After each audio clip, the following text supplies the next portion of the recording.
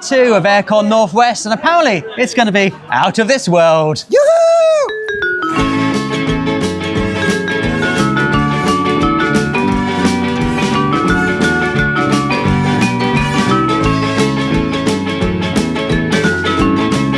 Hi, I'm Libby, this is Julian, and together we are BoxedMeeples. It's day 2 of Airecon and we're in the halls again, and the vendors are all open at the side as well, so lots more for us to explore today. Last night we played cities and did some events and things after we finished the vlog. So we didn't leave the halls until they literally threw us out. And we came straight back in here straight away. Already done some shopping. Trying to get in there before getting far away. You might have seen that recently, how much we've fallen in love with this game.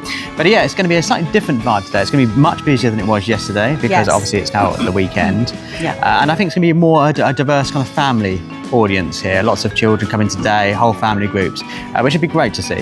Yeah, there's lots of events on today. So this afternoon we've got quite a few events that we want to go to, but we're going to kick off the day with a root tournament. It's time to put our money where our mouth is. Wish us luck. Yeah.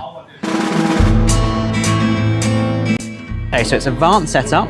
We've been allocated factions, and we are playing on the riverboard, which makes sense that I would, of course, be the otters.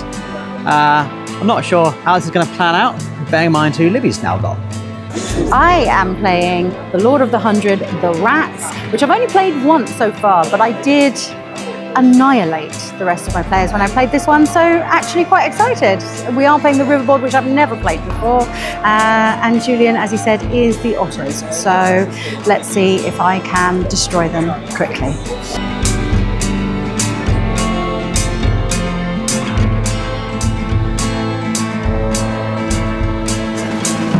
This is tricky because Lib knows her rats. Despite her claims that she's new to them all, she's playing it like some sort of possessed rat demon queen. And on the flip side, no one seems to want to buy my stuff. I'm offering great prices, but I don't know why. Maybe it's the sales patter isn't quite coming to the otters today. But I've got some great bargains on offer here.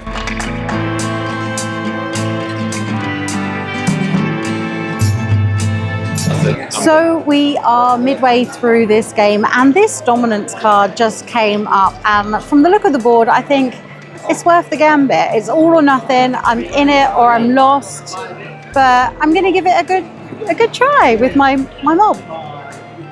It's bold.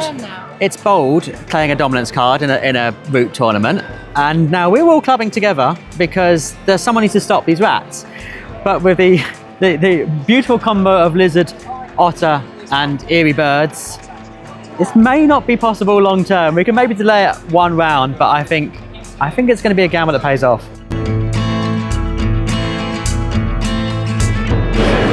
I didn't quite make it work with the dominance. Everyone around the table, of course, ran into me, and even though I had tons and tons of rats there, those lizard gardens keep dominance, and it was a real struggle with that. I think if it was against any other faction, you would have been able to get it a lot earlier, but I sacrificed any chance of winning to try to stop you by using my otter wrecking ball. It wasn't enough. Even the otter wrecking ball wasn't enough. No, and we did do like a little sort of sneaky track the points up to see where it would have been if I hadn't have forfeited for dominance. And of course you do play differently because you've gone for dominance, but by the end of it, when the lizard player got the 30 points, I was at 29, so it would have been so close either way. If I hadn't gone for dominance, I might have won with points instead, but we will never know. But that's us out of the root tournament. There's a slim sliver of chance that I might get through as kind of highest scoring second place, but with 21 I think that's long gone. But it's a really great game, and it's nice to play with people who really know the game and have different strategies to people you normally play with. Such an interesting combo of characters that worked really well. And I'm still loving the rats, so but stressful. It's very stressful. Why would you do such stressful things on our day off?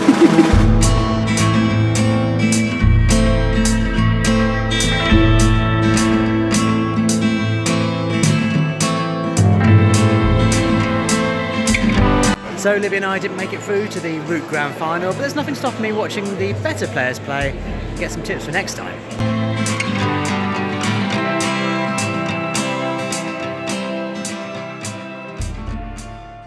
After the pressure of all of that tournamenting, maybe we need to chill out and have a little browse around some of the shops here. Yeah, I see some shopping.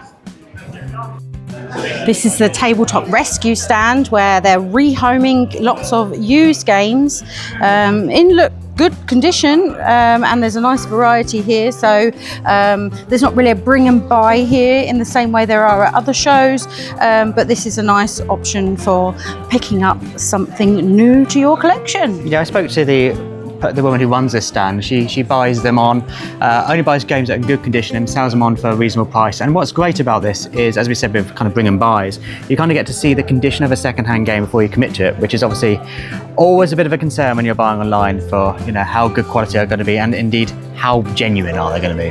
Oh, I'm actually quite interested in this one here.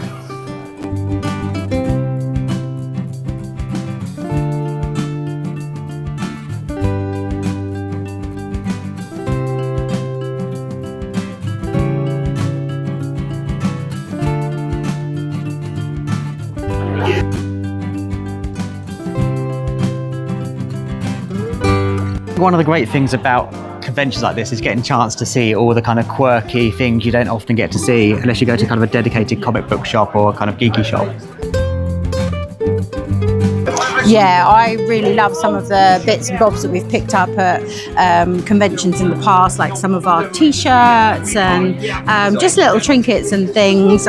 Once we do an extension to the house, I think we'll be looking at getting some artwork and things like that. So yeah, it's always a great place to get something a little bit different and original, because quite often these are people's businesses where they're kind of creating items from things that they love.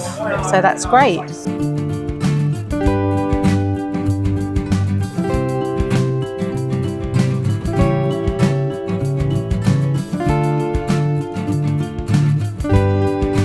These are adorable.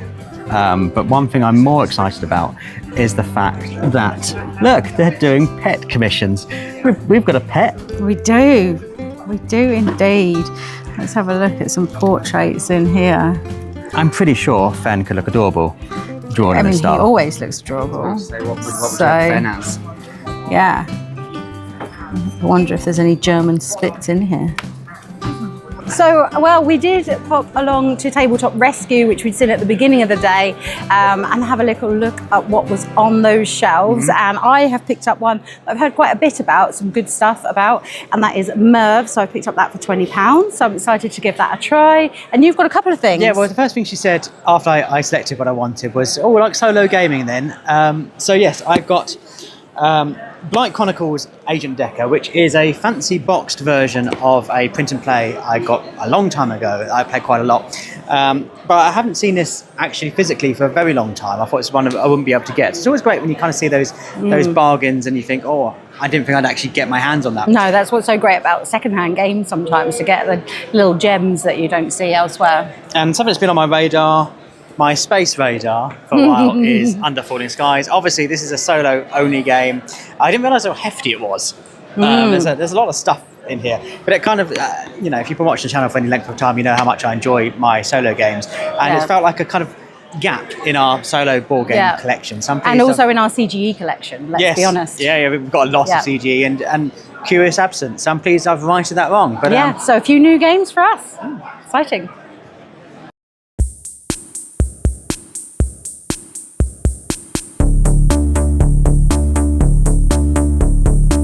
You may remember the Harrogate Airecon. I was very excited about a game called Time Troopers, but I found about it far too late to be actually able to play it, which is why it was on my most excited list at the UK Games Expo.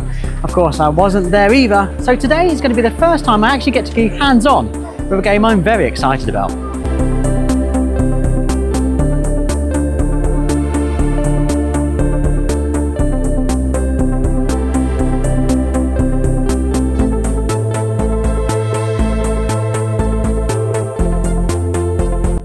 Now, I can't say too much about Time Troopers because to do so would rob future videos when we're talking about 5 reasons why we really love a game. But let's think about things I do like in a board game. I like solo play, I like deep theme, and I like a good narrative. All of those things are in Time Troopers, so I think it's pretty safe to say I absolutely loved it and I can't wait to play more.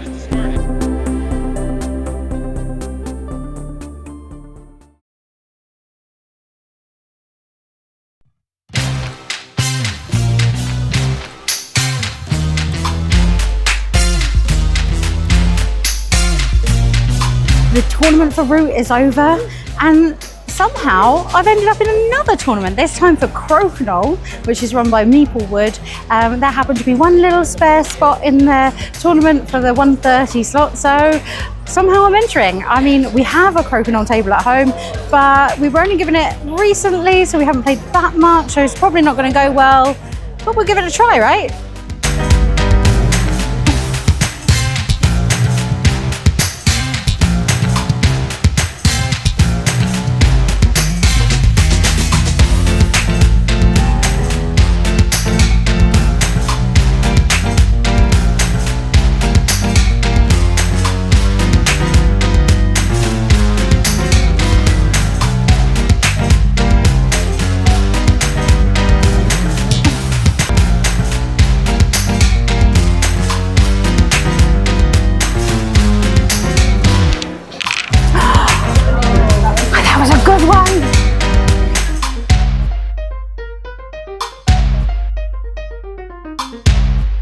So it's been a wonderful evening here at Airecon. We've been up to the events. There was hot chili tasting. Yeah.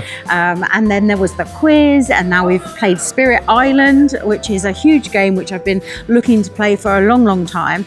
So really great to get some of those games that you've always wondered about, sat on your wish list for a long time, finally get to give them a go, have a little play, and really interesting to see how that all works actually. Yeah. I thought Mike, Z and Camilla from the Dice Tower were such tremendous sports. Yes, they were. As all of the events seem to be about just torturing them, making them the hottest sauces ever, and showing them British spirit, really, of inane, slightly bonkers questions. Yeah, and our ridiculous sense of humour came up, I think, quite a bit, and also our ridiculous language. Yes, and not nearly enough kazoo playing, I think, in many conventions. Yes, really kazoo rectified. playing and a paper aeroplane making and flight. You don't get that in a lot of conventions, but you do at Airecon. You do at Airecon. So yeah, it's been a fantastic day too. So join us tomorrow for the final day of Airecon Northwest, where we'll probably be playing lots more board games, chasing up any remaining shops we haven't yet been to. Yeah, there's a few we haven't been to just yet, so more to come from there. And making the most of our last day here in Manchester. But of course, if you're new to the channel, you've discovered us from watching these videos, please do subscribe so you can make sure you catch all of our latest videos, and join in the conversation down below. Let us know if you're here at Airecon Northwest, or if you want to come to an Airecon event in the future. Yes, we'd love to hear from you. But for now, night night.